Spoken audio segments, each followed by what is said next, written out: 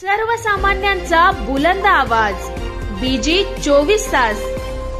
हे काम नव्हे, जबाबदारी आमची.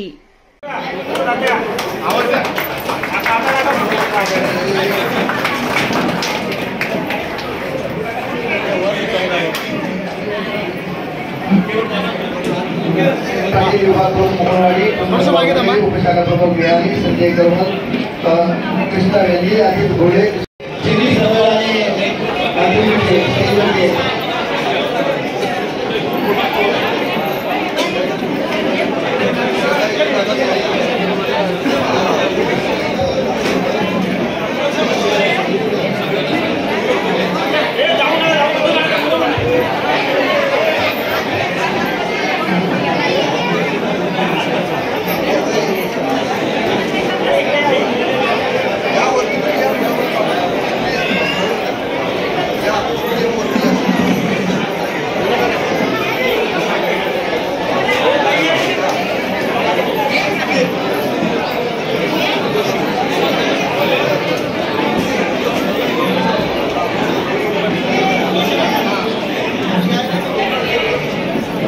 आमदार साहेबांच्या समोर आपल्या ज्यांनी प्रवेश केलाय त्यांच्या सर्वांचा फोटो सेशन होणार आहे. ते बाहेर गेले त्यांनी कृपया आतमध्ये यायचे. काही कार्यकर्ते बाहेर गेले त्यांनी कृपया आतमध्ये यायचे.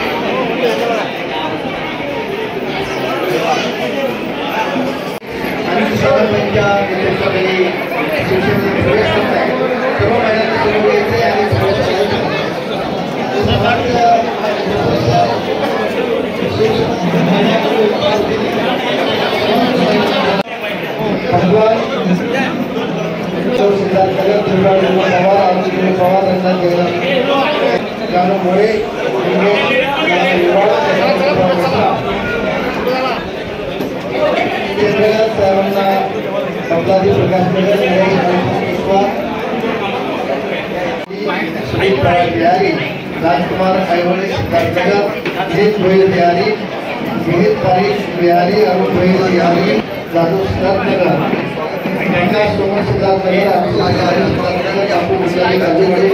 आज बऱ्याच दिवसांनी कसा बघायला गेला तर एक चांगला दिवस आज आमच्या खोपोली शिवसेनेसाठी आलेला आहे. चांगले दिवस म्हणजे असा की 2 दिवसापूर्वीच आपल्या लाडक्या बहिणीच्या खात्यात सगळ्यांचे पैसे पडलेले आहेत आणि त्या सर्व आनंदी आहेत. मुख्यमंत्री साहेबांनी एक चांगली रक्षाबंधनची भेट दिलेली आहे. आणि दुसरं, गेल्या वर्षापासून जे आम्ही फॉलो घेत होतो, एक अनिल आमच्याकडे ऑलरेडी आलेला होता आणि मुंडे म्हणून नावाचा एक तुमचा कार्यकर्ता आमच्याकडे आलेला आहे आणि आता परत त्याच धडाडीचा, त्याच तत्परतेचा, तेवढंच चांगलं काम करणारं दुसरा अनिल आज आमच्याकडे येतो, याचा आम्हाला आनंद वाटतोय. आज बघायला गेलं तर सिद्धार्थनगरमधून कसं बघायला गेलं, सिद्धार्थनगर म्हणजे तसं शिवसेनेचं कमकुवत बघ, दगडावर आम्हाला फुलं उगवायला लागतात. आमचे ओळख आहेत, त्यांना माहिती आहे, ते बऱ्याच वेळेला आम्हाला सहकार्य करत असतात. पण आज खऱ्या अर्थाने आज बघायला गेलं तर आज ती त्या शेतीची पिकवायची, ती तुम्हाला पिकवायची, तुम्हाला तिथं नांगरणी करायची. आणि बऱ्याच दिवसापासून म्हणजे आज सांगायला त्याला अनिल थोडासा थांबत होता, का येऊ नको येऊ, काय करू कसं करू. तर एकदा तर त्यांनी डिसिजन घेतलेलं आहे. पण त्याचं खरं सांगायचं तर मागची बाजू सांगायची झाली तर त्याच्या घरच्यांनी ऑलरेडी डिसिजन घेतलेलं होतं की आम्ही आमदार महेंद्र तोरवेसोबत थांबणार आहोत आणि तू जा आणि आमदारांबरोबर था. कारण आमदारांचं कामाचं जे एक चांगलं नैपुण्य आहे ते चांगलं आहे म्हणून त्याच्या घरच्यांनी त्याला पहिला पाठिंबा दिला आणि त्याच्यानंतर तो सरकारी मोहराचा आपल्यामध्ये आलेला आहे. आज दुसरं बघायला गेलं तर आमच्या यशवंतनगरमध्ये साधारणतः 150हून अधिक मुलांचा प्रवेश होतोय. जनरली आपण काय करतो, बघायला गेलं तर आपण काय करतो की नेते बघायला जातो, गळाला लावला जातो. आमची खोपोलीची संकल्पना आहे की आम्ही नेते नाही बघत, आम्हाला कार्यकर्ते पाहिजेत. आणि आज कुठल्याही नेत्याने आज आमच्याकडे 150 लोकांहून अधिक लोकांचा प्रवेश होतोय, 150 मुलांचा यशवंतनगर भागात होत आहे. कोणतरी ओळखायला करतो की फाट्यावरती आमचं कोण नाही, कोण हे असं आहे जसं आहे. आज आमच्याकडे हरीश काळे, प्रसाद वाडकर आहे आणि आज त्यांच्या जोडीला जे कोण आलेले आहेत ती 150 मुलं ही आमदार साहेबांच्या विकासाच्या मुद्द्यावरती ते आज आमच्याबरोबर आलेले आहेत. आणि कुठल्याही नेता नसताना फक्त कार्यकर्ते ज्या वेळेला येतात त्यावेळेला निश्चितच पक्षाचा त्याचा फायदा होतो. कारण कार्यकर्ते कदाचित आज इथे येतील, कुठल्या दुसरीकडे जातात. तिसऱ्या बाजूला जात असा परत अजून एक प्रवेश आहे आदोशी गावात. साधारणतः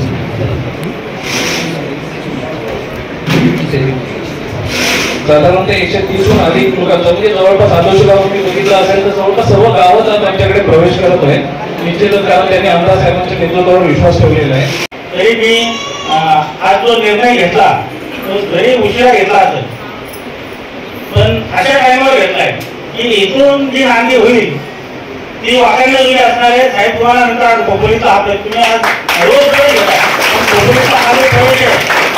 माझ्या आयुष्यात मी अशा पद्धतीने पहिल्यांदा प्रवेश केला, कारण 50 वर्ष घरात शिवसेनेचं वातावरण आहे. शिवसेनेत म्हणून त्या मानसिकतेत जगलो. काय मिळालं नाही तरी चालत, काय घेतलं नाही तरी चालत, लोकांना फायदा नाही दिला तरी चालत, पण मी शिवसैनिक. अशा पद्धतीची शिवसेना आम्ही 50 वर्ष जगलो. परंतु तुमच्या माध्यमातून पहिल्यांदा आम्हाला शिवसेना काय हे कळालं. कार्यसम्राट महेंद्र आशे आमदारांसाठी पहिल्यांदा जोरदार आहे. कार्यकर्ता कसा असला पाहिजे. आपण ज्या पक्षासाठी काम करतो, काम करताना आपल्या नेतृत्वावर लोक विश्वास ठेवत असतात. विश्वास ठेवत असताना आपली जबाबदारीची जाणीव आपल्याला असली पाहिजे. ही जबाबदारीची जाणीव मी बघितली त्या एकमेव नेत्यामध्ये महेंद्र शेठमध्ये. महेंद्र शेठ हे प्रत्येक कार्यकर्त्यावर बारीक लक्ष ठेवून असतात. अगदी एकदम तळागाळात असू दे, खालच्या कोण्याचा असू दे, न बोलणार असू दे, लपून बसणार असू दे, त्याला पण बरोबर शोधून काढतात आणि त्यासाठी काही नाही करतात. आमदार साहेबांची ख्याती सगळ्यांनाच माहिती झालेली आहे आणि आपल्या महाराष्ट्रात मला वाटतं पहिल्या नंबरचा नंतर पहिल्या नंबरचा जर निधी कोणी आणला असेल तर साहेबांनी आणलेला आहे. आणि प्रत्येकाला ज्या गावात 100 मतदान आहेत त्या गावाला पण 10 लाख निधी, 5 लाख निधी अशा पद्धतीचा निधी देऊन सगळ्यांना उपस्थित केलेला आहे. तुमच्या माझ्यासाठी जबाबदारी मला याची जाणीव आहे. मी थोडासा देर आहे, दुरुस्त आहे असं समजून घ्या. माझी चूक कळत घ्या सर, कारण त्यावेळेची परिस्थिती मानसिकता वेगळी होती, पण आजची परिस्थिती वेगळी असणार आहे. त्यावेळेचं नॅरेटिव्ह सेट होतं की संविधान बदललं जाईल, हे जाईल, त्याचं आम्हाला लोकांना तोंड देणं थोडं सोपं नव्हतं. परंतु मी या जाहीर स्थितीवर बोलतो की देशाची निवडणूक आज संपलेली आहे. आता ही राज्याची निवडणूक आहे, तुमच्या आमच्या गरजेची निवडणूक आहे. आता काही कुठं संविधान बदलण्याचा नॅरेटिव्ह चालणार नाही. तरी माझी सगळ्यांना एक कळकळीची विनंती आहे, कुठल्याही नॅरेटिव्हला बळी पडू नका आणि महेंद्र शेठ थोरवेंच्या नेतृत्वावर विश्वास घेऊन आज मी सुद्धा त्यांच्यासोबत त्यांच्या हात करण्यासाठी मी स्वतः पुढाकार घेतलेला आहे. आणि माझ्यावर विश्वास ठेवून तुम्ही माझ्याबरोबर ज्या जी लोक 200च्या वरती लोक जर आली त्या लोकांनाही काही प्रयत्न झाला, काही आम्ही टाकून फुटबॉल खेळायला जा, क्रिकेट खेळायला जा, कुठेतरी फिरायला जा, कुठेतरी खेळायला जा, तरी पण ती लोक त्या आमिषाला बहिणा वाटतात. इथपर्यंत आली. बरीचशी लोक कामात असल्यामुळे येऊ शकले नाही. तर माझा आकडा थोडा मोठा असता, पण आकडे मायने नाही ठेवत. आज जी लोक माझ्याबरोबर आली ती माझी खऱ्या अर्थाने धरली आहेत आणि माझ्या प्रतिष्ठेची त्यांना किंमत आहे. बाळासाहेबांचा विचार का होता आणि आजही आपण नुसतं इमोशनल भावनिकेवर मतं घेत आहे. परंतु तुमच्या त्या शिवसैनिकांसाठी जे महेंद्र शेट्टी केलंय या मतदारसंघात आजवर कोणी केलेलं नाही, असं मी पुन्हा एकदा सांगतो आणि आपल्या सगळ्यांची रजा घेतो. जय हिंद, जय महाराष्ट्र. खरं तर संपूर्ण राज्यामध्ये शिवसेनेची सुरू असलेली घोडदौड आदरणीय राज्याचे संवेदनशील मुख्यमंत्री एकनाथजी शिंदे साहेब त्यांच्या नेतृत्वावर विश्वास ठेवून आज आपण पाहताय की संपूर्ण महाराष्ट्रातून मोठ्या संख्येने शिवसेनेमध्ये प्रवेश सुरू झालेले आहेत. शिवसेनेला समर्थन देण्यासाठी मोठ्या संख्येने महाराष्ट्रातून सगळ्या समाज घटकातून मोठा जनसमुदाय शिंदे साहेबांबरोबर येत आहे. त्याचं एकमेव कारण म्हणजे 2.5 वर्षापूर्वी राज्यामध्ये सत्तांतरण झालं. त्यावेळेस राज्याचे सन्माननीय मुख्यमंत्री एकनाथजी शिंदे साहेब